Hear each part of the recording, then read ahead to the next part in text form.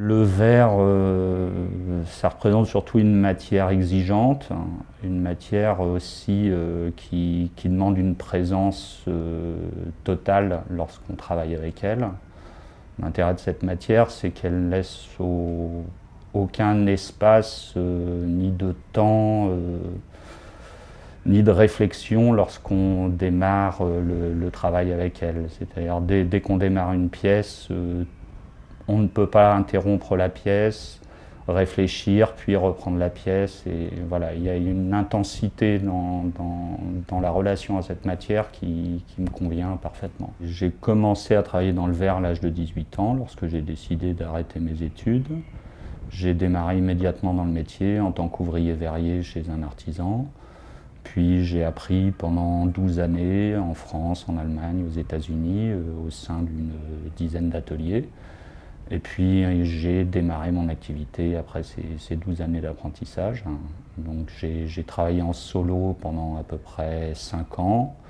Puis j'ai rencontré Laurence Brabant, avec qui je me suis associé et avec qui je vis. Et depuis, on travaille ensemble à la création d'objets en verre fabriqués à la flamme. Donc j'ai rencontré la verrerie La Rochère sur le salon Maison et Objets. Je présentais mon travail en tant que souffleur de verre et ils ont été intéressés par un modèle en particulier. Ils m'ont demandé si je pouvais revisiter ce modèle pour la verrerie mécanique au sein de leur verrerie. Donc ça m'a intéressé. C'est la première fois de ma vie qu'on me proposait de dessiner pour une technique que je ne pratiquais pas. Donc j'ai dessiné les verres Misfit qui en fait sont des verres qui ne peuvent être réalisés que par la technique du verre mécanique.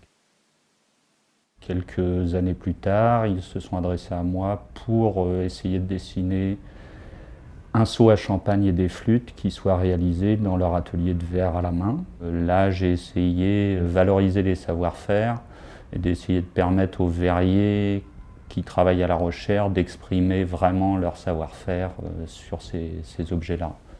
Ce qu'il y a d'intéressant, en tout cas dans le verre, lorsqu'il est incolore, c'est que en fait,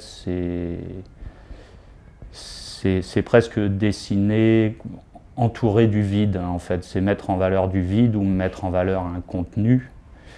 Mais en fait, l'intérêt est toujours plus dans le contenu que dans l'objet lui-même. C'est-à-dire le verre est là pour, en tout cas moi, dans le verre tel que je le travaille, c'est-à-dire en faisant des objets utilitaires, tout l'intérêt est dans le rapport entre le contenant et le contenu et la mise en valeur du contenu beaucoup plus que la mise en valeur de la matière verre.